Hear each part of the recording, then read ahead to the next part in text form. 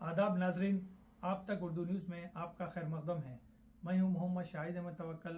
पेश है आज की अहम खबरें।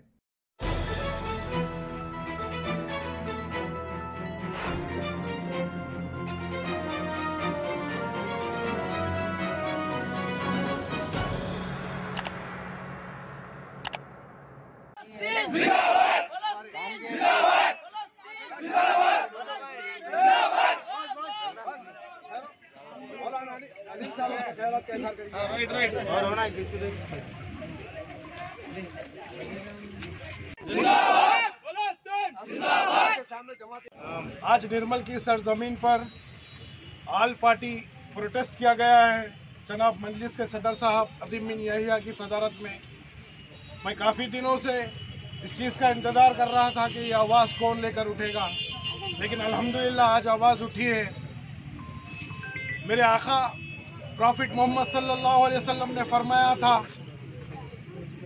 मुझे यजीद वालों से उतनी तकलीफ नहीं हुई जितनी खुफा वालों की खामोशी से हुई। हमको खामोश नहीं रहना है, जुल्म के खिलाफ हमको आवाज़ उठाना है। आज देख लीजिए आप, फ़लस्तीन के सपोर्ट में सोशल मीडिया पे अगर कोई पोस्ट डालता है, लाखों की तादाद में वो पोस्ट डिलीट किए जाते हैं और हजारों की तादाद में अकाउंट बंद किए जाते हैं। और यूएनए का जनरल सेक्रेटरी कहता है, अगर किसी को जहन्नुम देखना है तो उन गजा के बच्चों को देखिए, जहां हमारे मासूम बच्चे गाजर मूली की तरह काटे जा रहे हैं। हमारी माएं बहनें ज़ईफ हजरत गाजर मूली की तरह कट रहे हैं।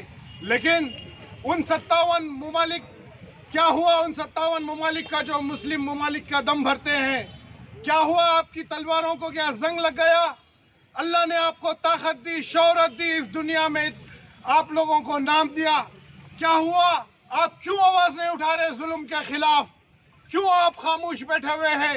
हमने देखा अफगानिस्तान में इसी तरह के हालात, हमने देखा बर्मा में इसी तरह के हालात, हमने देखा कश्मीर में इसी तरह के हालात, लेकिन हम निहत्ते हैं।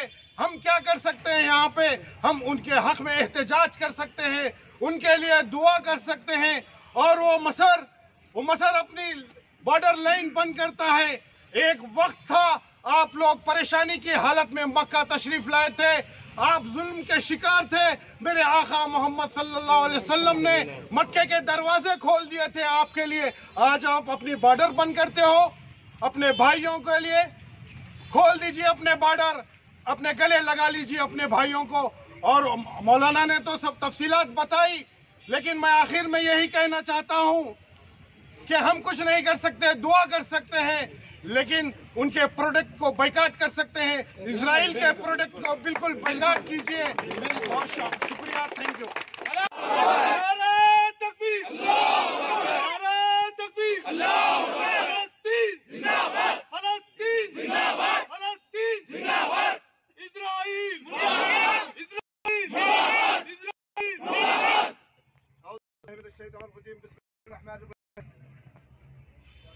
आपके सामने अभी जमात इस्लामी और मौलाना अलीम साहब और कांग्रेस टीआरएस के लोग बोल चुके हैं। मैं ज्यादा आप लोगों का वक्त न लेते हुए ये बता दूं कि जुल्म हो रहा है तो खामोशियां क्यों है और ये काहिली क्यों हो रही है हमसे, ये भी आप अपने महसूस कीजिएगा। हम पे जुल्म क्यों किया जा रहा है? क्योंकि हम अल्लाह की रस्सी को मजबूती से थामे नहीं। हम अज़ा के साथ आके मस्जिद में नहीं बैठते, अज़ा के साथ नहीं आते, फजर के साथ नहीं आते, जिसकी वजह से हम पे जुल्म किया जा रहा है। अल्लाह ताला फरमाए, अगर तुम नाफरमानी करोगे तो तुम पे जालिम बादशाह को मुसल्लित कर दिया जाएगा। तो इसलिए हम पे ये जुल्म हो रहा है, तो आप अपने आप भी महसूस कीजिएगा कि ये जुल्म क्यों हो रहा है। क्योंकि अल्लाह की रस्सी को हमने मजबूती से नहीं थामा, हम नमाजों की पाबंदी नहीं किए, हुजूर सल्लल्लाहु अलैहि वसल्लम के बताए हुए रास्ते पर नहीं चल रहे हैं, जिस पे हम पे ये अजाब पे अजाब आ रहा है। फलस्तीन का मसला है, इंशाअल्लाह ताला मस्जिद अक्सा पर जरूर हमारा कब्जा होगा, इंशाअल्लाह जरूर कब्जा होगा। और मैं उन सऊदिया और जितने भी इस्लामी ममालिक है उनसे अपील करता हूं कि वो इमीडिएट होने वाले जुल्म को रोके। और अगर जुल्म न रुकने की सूरत में हम यहाँ हिंदुस्तान के अंदर जमहूरी मुल्क में हैं, लेकिन हम भी अगर हमको इजाजत होती और हम बिल्कुल फलस्तीन के वास्ते इंशाअल्लाह ताला हम निर्मल से हमारे हिंदुस्तान से भी निकलते, हम शहीद हो जाते। यहाँ पर हमको शहादत का मर्तबा नहीं है, फिर भी हम ये उम्मीद करते हैं और दुआ करते हैं कि अल्लाह ताला उन फलस्तीनियों को इतनी ताकत दे कि मस्जिद अक्सा पे हमारा कब्जा हो जाए। और इजराइल और अमेरिका इमीडिएट फलस्तीन का एरिया जो 1972 साल पहले जो कब्जा किए थे वो छोड़कर चले जाए। अगर फलस्तीन का जो कब्जा था वो 72 साल पहले जो कब्जा किए थे वो छोड़कर चले जाए, वरना ये इस तरीके से मासूमों पर होगा जुल्म पे जुल्म तो हिंदुस्तान के मुसलमान भी खामोश नहीं रहेंगे इंशाअल्लाह ताला। नारे तकबीर। अभी आपके सामने फलस्तीन के प्रोजेक्ट करो। ईमान है कि ये हमारा किबले अव्वल है और जब तक फलस्तीन आज़ाद नहीं होता, फलस्तीनियों का वतन नहीं बनता, हम उसके लिए लड़ते रहेंगे।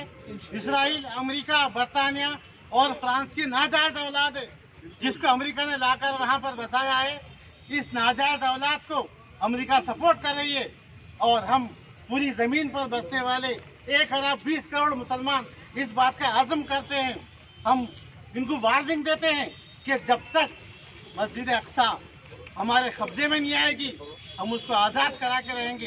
हमारा खून फलस्तीन के लिए बहेगा और हम उसको आज़ाद करा के रहेंगे, ईमानी दिलाएंगे और फलस्तीन को आज़ाद कराने की कोशिश करेंगे। अल्लाह हमारी मदद फरमाए। मौलाना अलीम साहब आपके सामने अभी अपने ख्यालात का इजहार करेंगे। बल्कि पिछले 75 साल से फलस्तीन के मुसलमानों के ऊपर जुल्म और सितम के पहाड़ तोड़े जा रहे हैं।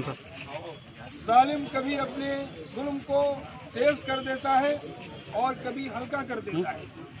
हम ये समझते हैं कि ये 2 हफ्तों से फलस्तीन मजलूमियत का शिकार है, ऐसा नहीं है, बल्कि फलस्तीन ने 1948 में जब वहाँ अपनी हुकूमत फलस्तीन के ऊपर जब इसराइल ने अपनी हुकूमत कायम की तो उस वक्त से इसराइल फलस्तीनों के ऊपर जुल्म और ज्यादती करता आ रहा है।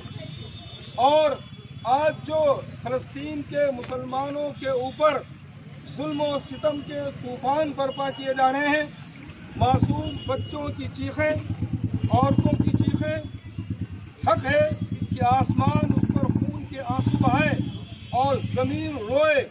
और अगर पहाड़ों को, नदियों नालों को और जंगल के दरख्तों को ज़बान होती तो वो पुकार पुकार कर कहते कि इसराइल गासिब है, इसराइल जालिम है, इसराइल निहत्थे मुसलमानों के ऊपर जुल्म कर रहा है। और ताज्जुब है इस बात पर कि सारी दुनिया जो अपने आप को सेकुलर कहती है, अमेरिका हो या बरतानिया, फ्रांस हो या कोई और मुल्क, जो सेकुलर के अलंबरदार हैं, जो अमन के ठेकेदार हैं, आज चुप साधे बैठे हैं। और ताज्जुब है हमारे उन मुसलमान मुल्कों के ऊपर जो जबान रखते हुए बेज़बान हैं, जो खामोश तमाशाई बने हुए हैं और इसराइल को जुल्म व बर्बरियत के लिए खुला छोड़ दिया है। लिहाजा आज हम इस मौके पर कुल जमाती इजलास से सारे लोग मजम्मत करते हैं इसराइल की, इसराइल के जुल्म और बर्बरियत की। इसराइल को कोई हक नहीं है कि वो अपनी हुकूमत वहाँ पर कायम करे। वो इसराइल, वो फलस्तीन, वो बैतुल मक़दस क़िबले अव्वल है और मुसलमानों की वो ज़मीन है, मुसलमानों का वो मुल्क है। इसराइल को चाहिए कि फ़ौरन वहाँ से निकल जाए। इस फलस्तीन सिर्फ इसलिए लड़ रहा है कि हम अपने क़िबले अव्वल की हिफाजत करें। इसराइल फलस्तीन इसलिए लड़ रहा है कि हमारा हक हमको दिया जाए और गासिब जो है उस गासिब को वहाँ से निकल जाना चाहिए और वहाँ से उनकी ज़मीन को खाली कर देना चाहिए। यह अमेरिका ने और बरतानिया ने मुसलमानों मुल्कों के बीच के अंदर इसराइल का खूंटा गाड़ा और इसलिए गाड़ा ताकि मुसलमानों को कंट्रोल किया जा सके। लेकिन नादान है हमारे मुसलमान मुल्क जो खामोश तमाशाई बनकर फलस्तीनियों के ऊपर जुल्म और सितम रवा रखने के लिए इसराइल को खुली छूट दे रखी है। आज के इजलास से हम पुरजोर मजम्मत करते हैं इस जुल्म की, इस बर्बरियत की, इस मकहूरियत की कि फलस्तीन आज़ाद होना चाहिए और इसराइल वहाँ से निकल जाना चाहिए। और हमारे मुल्क के वज़ीर आज़म, हमको ताज्जुब है वज़ीर आज़म के ऊपर कि जब तक जब से ये मुल्क कायम हुआ है, आज़ाद हुआ है, उस वक्त से लेकर चाहे वो किसी की हुकूमत हो, चाहे बीजेपी की हुकूमत हो, चाहे अटल बिहारी वाजपेयी हो, सब ने फ़लस्तीन की हिमायत की है और सब ने इसराइल की मजम्मत की है।